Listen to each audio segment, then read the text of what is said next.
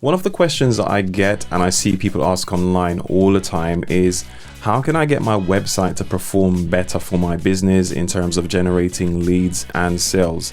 As a business owner, that should be what your website does for you, right? You need to be able to get customers through it or get clients through it if it's going to be as valuable as it's touted to be. Personally, when I work with clients, I go through strategy with them to make sure they understand all the key aspects of why they need to pay attention to certain aspects of certain things on their website and certain areas of their online strategy in order for the website to do its job.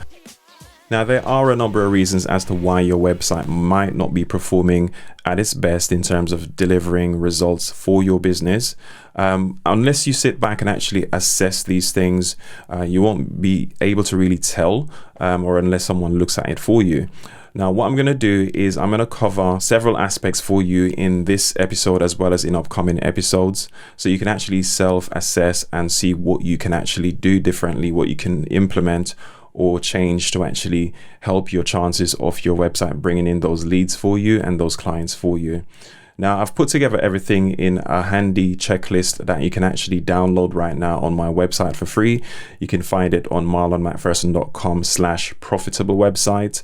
And you can go through the entire 4 steps that I've got there for you to assess and look at what you need to do on your website. For now, though, in this episode, I'm just going to cover one of those points. And in future episodes, like I said, I will jump into the others. Hey, if you're new to my content, my name is Marlon from marlonmcpherson.com, and I help business owners with strategy for their website and their online content so they can sell more of their high value services and their high value online programs. If this sounds like you, stick around as you should be able to get some value from this. Now, what I'm going to cover today is how you can get your website to work for your business by standing out and delivering a first impression that lasts, right? They say first impressions last, and you want to deliver a good first impression. The very first thing that someone's going to look at when they come to your website is they're going to actually see your homepage or whichever page they land on, and it needs to actually feel right to them. Now, one of the things that I notice with many websites that I've looked at is that it is not really reflective of the true value that the business can provide, because the website isn't actually presented in a way that it's seamless to the client or potential client, or it doesn't feel right to them. It might be that you just have too many things going on your page and the visual appearance of it is just off. This is something that people are going to subconsciously judge you by immediately as soon as they land on your page. And you want to make sure your website is laid out in a way that is in keeping with what they expect. You see, modern website users or modern users of the internet are fully aware of what good websites feel like and what one that's not really that great feels like. And sometimes you can't really put your finger on it, but it could be something to do where things are laid out or where the design just comes through in a way that it doesn't resonate with them. Now, if you're a new website owner or if you're trying to get your website done, typically what happens with most business owners is that they try to put their stamp on things and be extra creative with it to the point where they have too much going on.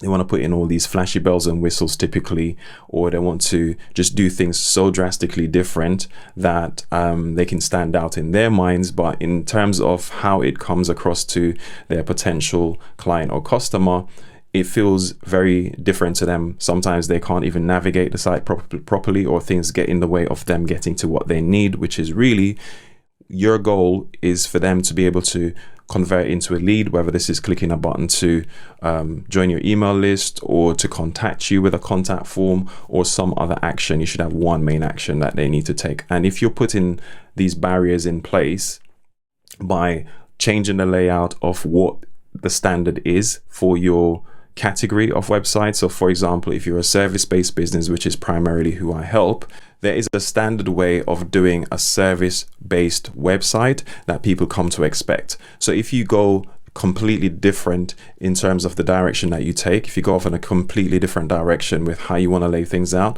people are going to get confused by it. And if you confuse them, they're just going to leave your site. And you only have a few seconds, a very small amount of time for people to make a decision as to whether or not they're going to stay on your site. So if I go onto a site, think about it. If you go onto a site and it is just confusing looking, you're not sure if you're in the right place, you don't see the things that you expect to see or where to find them, or maybe there's pop-ups in your way or all sorts of things happening that is kind of stopping you from getting to what you need, which is maybe the information you need to make a buying decision, or to find out how you can work with whoever it is, or whatever the case might be.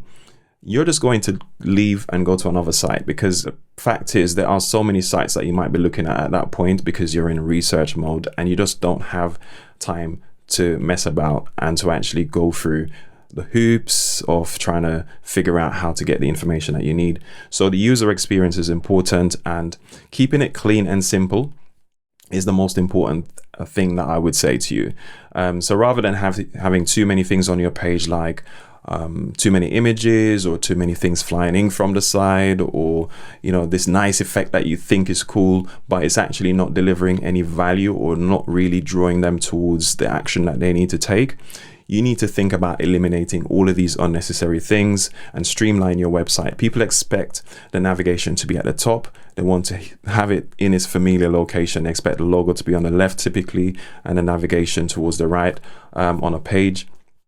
They expect a nice hero banner or a website image with a call to action or a headline that tells them what your site is about, and a button. And below that, you might have some buckets of benefits that you can offer, or they will get basically. And this is what people come to expect when they look at a service website or some sort of an online program that they're going to buy into. If you're going to convince them and build up trust with them from the start, your appearance needs to be clean and simple. I don't want to jump into too many details here, but what I'm going to say to you is, as an action step, look at your existing website, look at the homepage, starting there. What is it that's on the page that doesn't need to be there? Does it look clean and well presented and in line with what your potential customers come to expect? If not, you need to kind of look at what you can change and what you can remove to pare it down to the bare essentials that people need to make that decision, to keep things nice and clean and not have too many things crammed in on your page. I know you might feel like you don't want any white space or any space to be left untouched, but your site needs to breathe, the design needs to breathe, and you need to make sure you stick with something that people can digest and it's not a big turn off for them. Now, obviously, like I said, if you want to go through more details around this, I have the checklist that you can get that will walk you through the key things that you need to kind of address, as well as look at the 3 other points. So I do have 4 points in that checklist that you can download over on my website. I'll leave a link in the description. So it's marlonmcpherson.com/profitable website. Now, as usual, if you've got any comments or questions, leave me a comment if you're watching this in video, or you can go over to my website and drop me a line there as well if you're listening to the audio version of the podcast. Thanks for listening. Thanks for watching, and go ahead and check out another piece of my content that's going to help you further your journey. And I'll speak to you in the next one.